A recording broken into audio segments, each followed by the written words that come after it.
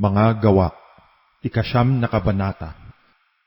Datapwat si Saulo, na sumisilakbo pa ng mga pagbabanta at pagpatay laban sa mga alagad ng Panginoon, ay naparoon sa dakilang saserdote, at humingi sa kanya ng mga sulat sa Damasco sa mga sinagoga, upang kung siya'y makasumpong ng sinuman sa mga nasa daan, maging mga lalaki o mga babae, ay kanya silang madalang gapos sa Jerusalem. At sa kanyang paglalakad, ay nangyari na siya'y malapit sa Damasco, at pagdakay nagliwanag sa palibot niya ang isang ilaw mula sa langit. At siya'y nasubasob sa lupa, at nakarinig ng isang tinig na sa kanya'y nagsasabi, "Saulo, Saulo, bakit mo ako pinag-uusig?" At sinabi niya, "Sino ka baga, Panginoon?" At sinabi niya, "Ako'y si Jesus na iyong pinag-uusig. Ngunit magtindig ka, at ikaw ay pumasok sa bayan, at sasalitain sa iyo ang dapat mong gawin." At ang mga taong kasama niya sa paglalakad ay nangatilihan na hindi makapagsalita, na naririnig ang tinig, datapwat walang nakikitang sinuman. At nagtindig sa lupa si Saulo, at pagkadilat ng kanyang mga mata ay di siya nakakita ng anuman. At kanilang inakay siya sa kamay at ipinasok siya sa Damasco. At siya'y 3 araw na walang paningin, at hindi kumain ni uminom man. Ngayon nga'y may isang alagad sa Damasco na nagngangalang Ananias, at sinabi sa kanya ng Panginoon sa pangitain, "Ananias." At sinabi niya, "Narito ako, Panginoon." At sinabi sa kanya ng Panginoon, "Magtindig ka, at pumaroon sa lansangang tinatawag na Matuwid. At ipagtanong mo sa bahay ni Judas ang isa na nagngangalang Saulo, lalaking taga Tarso, sapagkat narito siya'y nananalangin." At nakita niya ang isang lalaking nagngangalang Ananias na pumapasok, at ipinatong ang kanyang mga kamay sa kanya, upang tanggapin niya ang kanyang pagtingin. Ngunit sumagot si Ananias, "Panginoon, nabalitaan ko sa marami ang tungkol sa taong ito, kung gaano karaming kasamaan ang ginawa niya sa iyong mga banal sa Jerusalem. At dito siya'y may kapahintulutan ng mga pangulong saserdote na gapusin ang lahat ng mga nagsisitawag sa iyong pangalan." Datapwat sinabi sa kanya ng Panginoon, "Pumaroon ka, sapagkat siya'y sisidlang hirang sa akin, upang dalhin ang aking pangalan sa harapan ng mga hintil at ng mga hari at ng mga anak ni Israel. Sapagkat sa kanya'y aking ipakikilala kung gaano karaming mga bagay ang dapat niyang tiisin dahil sa aking pangalan." At umalis si Ananias at pumasok sa bahay, at ipinatong ang kanyang mga kamay sa kanya na sinabi, "Kapatid na Saulo, ang Panginoon sa makatuwid bagay si Jesus, na sa iyo'y napakita sa daan na iyong pinanggalingan, ay nagsugo sa akin, upang tanggapin mo ang iyong paningin, at mapuspos ka ng Espiritu Santo."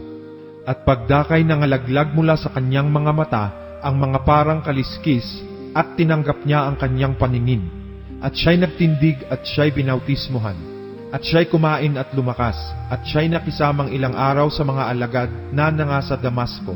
At pagdakay kanyang itinanyag sa mga sinagoga si Jesus, na siya ang anak ng Diyos. At ang lahat ng sa kanya'y nakarinig ay namangha, at nangagsabi, "Hindi baga ito yaong sa Jerusalem ay lumipol sa mga nagsitawag sa pangalang ito? At sa ganitong nasa ay naparito siya, upang sila'y dalhing gapos sa harap ng mga pangulong saserdote." Datapwat lalo nang lumakas ang loob ni Saulo, at nilito ang mga Hudyo na nangananahan sa Damasco, na pinatutunayan na ito ang Kristo. At nang maganap ang maraming mga araw, ay nangagsangunian ang mga Hudyo upang siya'y patayin. Datapwat na pagtalastas ni Saulo ang kanilang banta, at kanilang binantayan naman ang mga pintuang daan sa araw at gabi upang siya'y kanilang patayin. Ngunit kinuha siya sa gabi ng kanyang mga alagad, at siya'y ibinaba sa kuta na siya'y inihugos na nasa isang balaong. At nang siya'y dumating sa Jerusalem, ay pinagsikapan niyang makipisan sa mga alagad, at silang lahat ay nangatakot sa kanya, sa di paniniwala na siya'y alagad. Datapwat kinuha niya si Bernabe, at siya'y iniharap sa mga apostol, at sa kanila'y isinaysay kung paanong nakita niya sa daan ang Panginoon, at kinausap siya, at kung paano'y siya'y nangaral sa Damasco na may katapangan sa pangalan ni Jesus. At siya'y kasama-sama nila na pumapasok at lumalabas sa Jerusalem, na nangangaral na may katapangan sa pangalan ng Panginoon. At siya'y nagsalita at nakipagtuligsaan sa mga Greko-Hudyo, datapwat pinagpipilitan nilang siya'y mapatay. At nang maalaman ito ng mga kapatid, ay inihatid nila siya sa Cesarea at siya'y sinugo nila sa Tarso. Sa gayoy nagkaroon ng kapayapaan ang iglesia sa buong Judea at Galilea at Samaria, palibhasa'y pinagtibay, at sa paglakad na may takot sa Panginoon at may kaaliwan ng Espiritu Santo ay nagsisidami. At nangyari na sa paglalakad ni Pedro sa lahat ng dako, siya'y naparoon naman sa mga banal na nangananahan sa Lida. At dooy natagpuan niya ang isang lalaki na nagngangalang Eneas, na 8 taong sumasabanig sapagkat siya'y lumpo. At sinabi sa kanya ni Pedro, Eneas, pinagagaling ka ni Hesukristo. Magtindig ka at husayin mo ang iyong higaan. At pagdakay nagtindig siya. At siya'y nakita ng lahat ng mga nangananahan sa Lida at sa Sarona. At sila'y nangagbalik loob sa Panginoon. Ngayon ay may isang alagad sa Joppe na nagngangalang Tabita, na ang kahulugay Dorcas. Ang babaeng ito'y puspos ng mabubuting gawa at ng pagkaawang gawa na kanyang ginagawa. At nangyari ng mga araw na yaon na siya'y nagkasakit at namatay. At nang siya'y mahugasan na nila, ay kanilang ibinurol siya sa isang silid sa itaas. At sapagkat malapit ang Lida sa Joppe, pagkabalita ng mga alagad na si Pedro ay naroroon, ay nangagsugo sa kanya ng 2 katao na ipinamamanhik sa kanya, huwag kang magluwat ng pagparito sa amin. At nagtindig si Pedro at sumama sa kanila. At pagdating niya, ay inihatid nila sa silid sa itaas. At siya'y niligid ng lahat ng mga babaeng bao, na nagsisitangis, at ipinakikita ang mga tunika at ang mga damit na ginawa ni Dorcas nang ito'y kasama pa nila.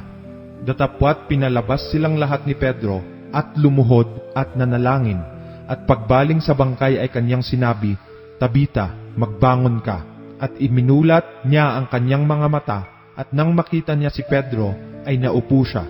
At iniabot ni Pedro sa kanya ang kanyang kamay, at siya'y itinindig, at tinawag ang mga banal at ang mga babaeng bao, at siya'y iniharap niyang buhay. At ito'y nabansag sa buong Joppe, at marami ang mga nagsisampalataya sa Panginoon. At nangyari na siya'y nanahang maraming mga araw sa Joppe, nakasama ni Simong mangluluto ng balat.